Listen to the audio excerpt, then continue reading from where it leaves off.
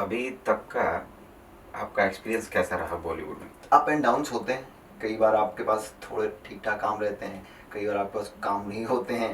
पिछले 10 साल में कम से कम 200 गाने रिकॉर्ड करवाए हैं। इस मार्केट में कम से कम 200 गाने रिकॉर्ड कर रखे हैं। कहते हैं एक आर्टिस्ट को चाहिए कि उसके सबसे अच्छे प्रोडक्ट की कोई तारीफ करे, मतलब सबसे अच्छे आर्ट की तारीफ करे, तो वो होगा, हाँ, it's something like that. Shahrukh Khan का एक डायलॉग है फिल्म में, कहते हैं किसी चीज़ को दिल से चाहो तो सारी कायनात उसे तुमसे मिलाने की कोशिश में लग जाती है।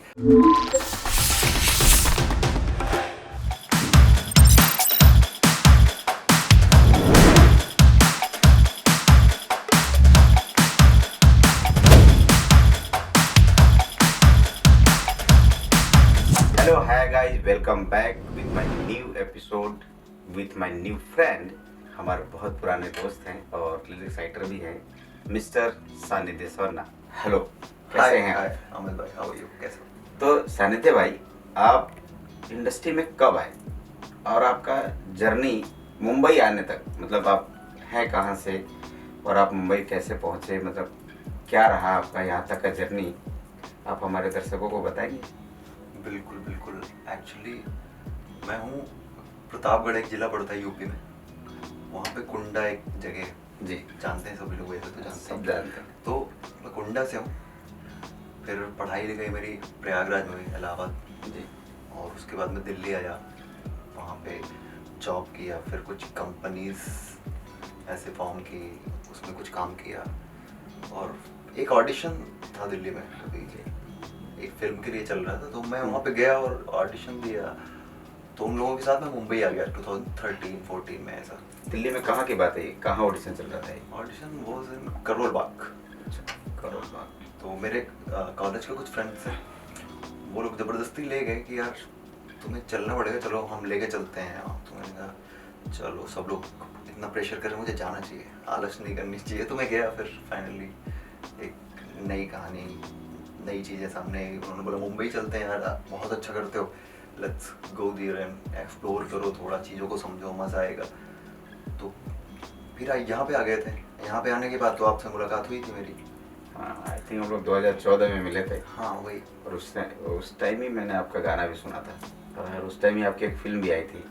हाँ, उस फिल्म में गाने थे आपके गाने थे, तो उसी समय हम लोग मिले थे। तो वो जो फिल्म मिली थी आपको, उस फिल्म की कोई जर्नी कैसे मिले वो प्रोड्यूसर आपको? एक्चुअली मैंने बताया ना आपको कि ऑडिशन चल रहा था दिल्ली में। तो इन लोगों ने Okay. 3 फेज में ऑडिशन रखा था, एक चंडीगढ़, दूसरा दिल्ली, तीसरा मुंबई। तो इनका चंडीगढ़ का ऑडिशन खत्म हुआ था, दिल्ली वाला चल रहा था जब मैं गया था। तो मैं वहाँ पे मिला था। तो नॉर्मली गए, बातचीत हुई कि बोले एक्टिंग करते हो आप? तो मैंने कहा नहीं, एक्टिंग नहीं करता हूँ, गाने बनाता हूँ। तो बोले अच्छा गाने बनाते हो, चलो ठीक है, सुनाओ कुछ।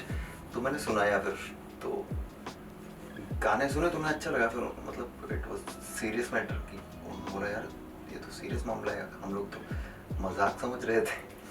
तो फिर नंबर शेयर किए, फिर मीटिंग मीटिंग हुई, स्टोरी नरेट की उन्होंने, फिर सारी सिचुएशन बताई कि लगभग ऐसे ऐसे सिचुएशंस हैं और इस पे गाने करने हैं। And I know you are able to do it, able to make it, so we are hiring you to write lyrics only. तो मैंने कहा हाँ चलेगा। एटलीस्ट मुझे लगा यार मुंबई जाने का एक रास्ता मिल रहा है, क्यों ना जाया जाए। तो मैं खुश था। फिर मैंने अपने दोस्तों को बोला कि यार उन लोगों ने डन कर दिया है, तो सब खुश थे। फिर बोले ठीक है, अच्छा है, ऑल द बेस्ट। फिर मैं यहाँ गया था। तो आपके इस डिसीजन से आपके मम्मी पापा या किसी को कुछ आपत्ति हुई कभी? उनको आपने बताया तो क्या उधर से क्या रिस्पांस था मम्मी पापा कि हाँ एक्चुअली क्या काम करने होता ना कि हाँ, फिल्म इंडस्ट्री में लोगों को समझाना बड़ा मुश्किल है, माँ बाप को या किसी को जो इसे रिलेट नहीं करते। मैं गाने गाता था, गाने बनाता था, ये घर में सबको पता ही था।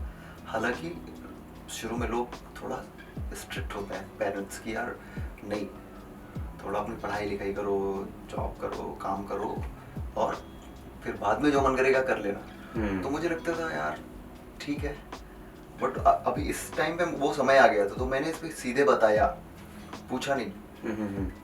अच्छा, बता सीधा मुंबई जा रहा हूँ मैं। तो मैंने बोला हाँ मैं मुंबई जा रहा हूँ, दिल्ली में था मैं, तो जाता हूँ।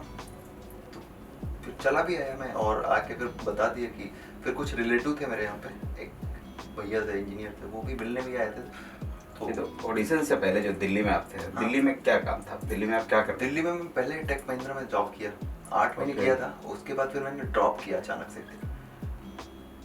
और मुझे लगा यार, मैं सोचा था दिल्ली जा रहा हूँ, जॉब करूँगा, कुछ म्यूज़िक की ट्रेनिंग वगैरह लूँगा, कुछ सीखूँगा और अपने म्यूज़िक करियर को आगे बढ़ाऊँगा। ये मेरी मतलब जिद थी बहुत पुरानी शुरू से।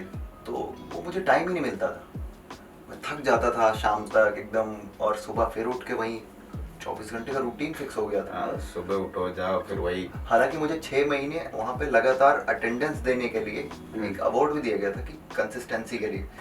तो क्योंकि मैं भाई वादे का हाँ, पूरा मतलब पक्का है, मैं टाइम कोई पे पहुंचेगा टाइम पे।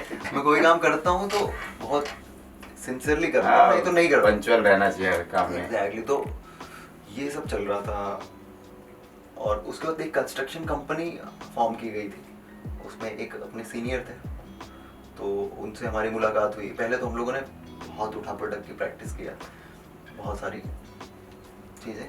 तो फिर हमने एक मीटिंग की, एक उनका नाम नहीं लूँगा यहाँ पे, अभी बताऊँगा नहीं। तो उन्होंने बोला यार ठीक है, हम फाइनेंस करते हैं, आप लोग ऑपरेशन संभाल लो, और करते हैं। तो फिर हमने कई कंस्ट्रक्शन कंपनियों में इंटीरियर का बहुत सारे काम कराए 2-3 साल में, और बहुत सारे पैसे बनाए।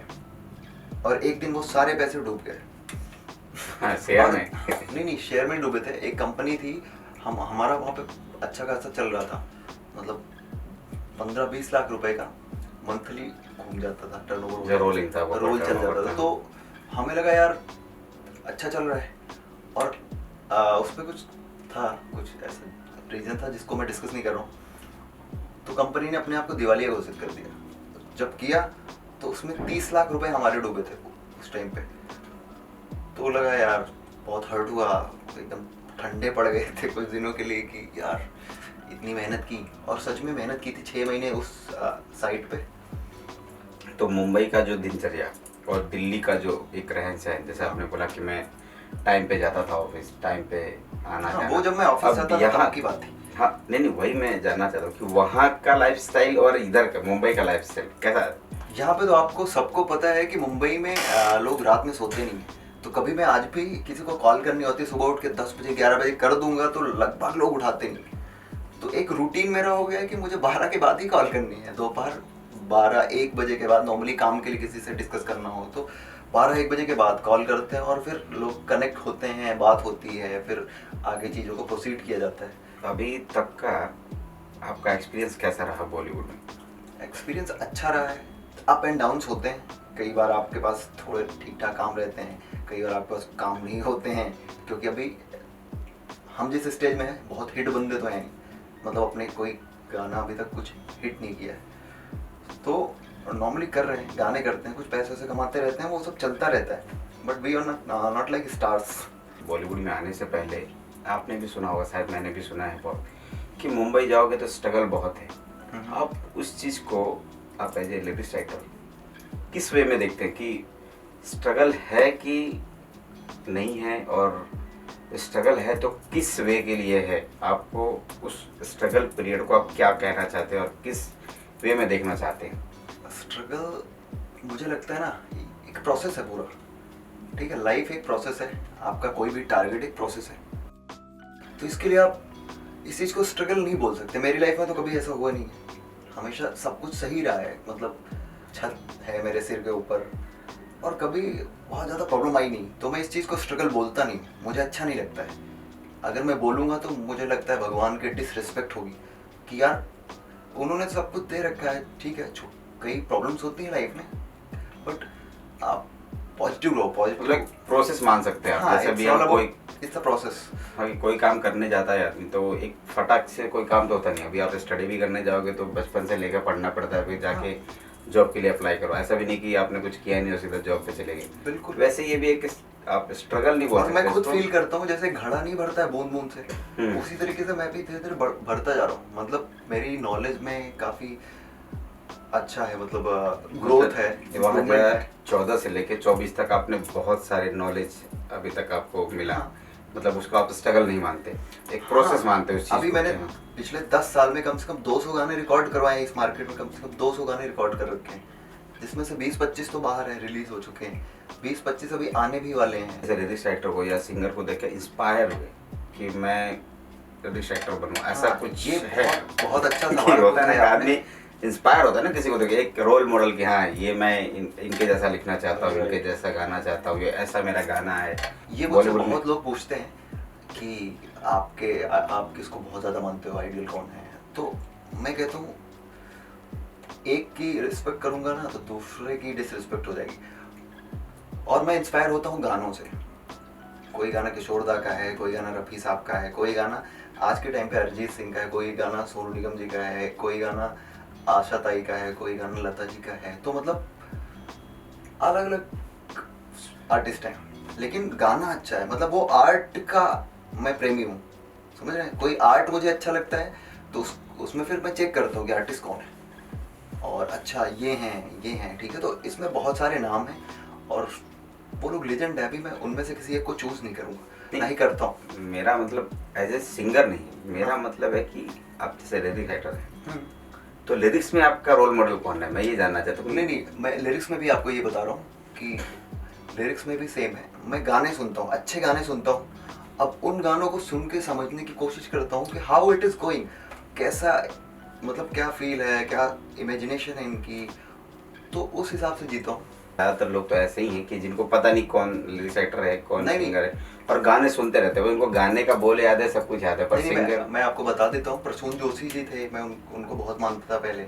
अभी मतलब जब से मैं बड़ा हो रहा हूँ, अभी अमिताभ भट्टाचार्य जी बहुत अच्छा लिखते हैं, आप जानते भी हो। मनोज मुंतशिर हैं, बहुत अच्छा लिखते हैं। और इरशाद कामिल जी हैं, रॉकस्टार के सारे गाने हैं, वो बहुत अच्छा लिखते हैं। बहुत सारे लोग हैं, अब मैं नाम लेने जाऊँगा नाम ख़त्म नहीं होंगे एक्चुअली। तो इसलिए सब अपना अपना काम कर रहे हैं। और कुछ लोग हैं जिनके केवल 1-2 गाने बहुत अच्छे हैं, लेकिन वो भी इतने भयंकर गाने हैं तो मज़ा आता है। तो आई रिस्पेक्ट एवरीबडी।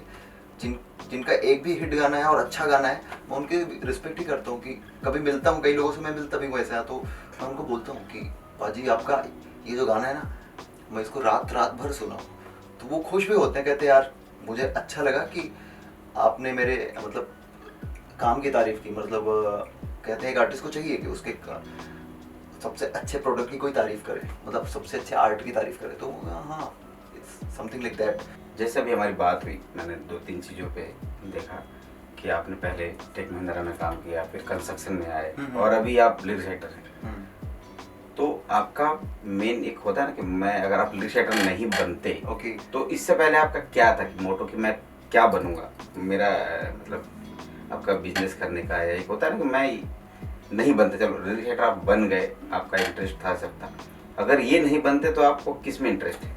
नहीं, मैंने लाइफ में कभी सोचा नहीं कुछ भी कि मतलब बाकी सारे काम मैं ऑप्शनल सोचता हूँ कि अगर कुछ होगा भी ना, मतलब मेन यही है। और ये मैंने अपने दिमाग को समझा रखा था। मेरा कहना मतलब अभी का बात नहीं है, अभी तो आप बन गए। होता है ना कि एक आदमी पहले से भी सोचता है। मुझे दिखता था कि कल मैं यही बनूंगा, और मुझे पूरा भरोसा था, क्योंकि बचपन से मुझे एक फीलिंग है। आज भी मैं राइटिंग भी फील पे करता हूँ, महसूस करता हूँ, कुछ भी इमेजिन करता हूँ एंड राइट करता हूँ। पहले में मुझे जो सोचता था वो हो जाता था, मतलब 2-4 साल में वो घटित हो जाता था। तो इट्स लाइक आपको एक क्या बोलते हैं, फील हो जाता है, इंटेंशन होती है आपकी। तो मुझे भरोसा था कि मैं एक दिन ये करूँगा। और क्योंकि उस चीज़, शाहरुख खान का एक डायलॉग है फिल्म में, कहते हैं किसी चीज़ को दिल से चाहो तो सारी कायनात उसे तुमसे मिलाने की कोशिश में लग जाती है। तो ये बात सच है, क्योंकि आप सोच ही वही रहे हो, आप इमेजिन ही करते हैं कि तो मैं यूनिवर्स में अपनी एनर्जी ड्रॉप कर रहे हो, और वही एनर्जी लौट के आएगी। फिर Newton 3rd law, every action has an equal and opposite reaction. तो कुछ भी आप सोचते हो वो होता है।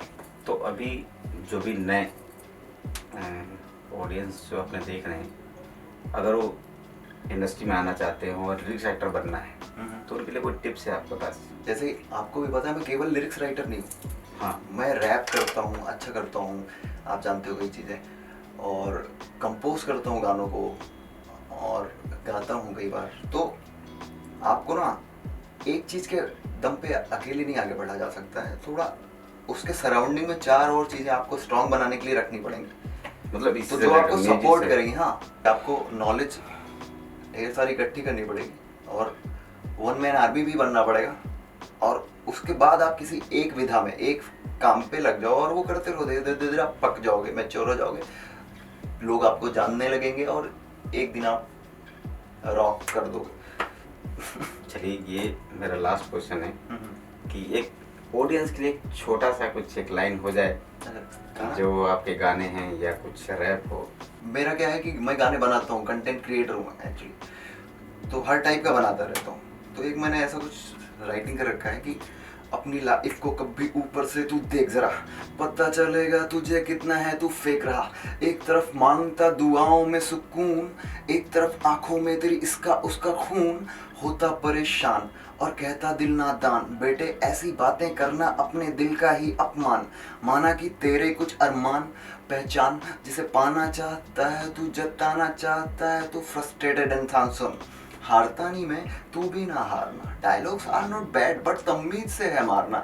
एक तरफा जीत का अचार नहीं मुझे डालना। सुन, हारता नहीं मैं, तू भी ना हारना। बहुत बढ़िया। इसी के साथ हम विदा लेंगे आपसे।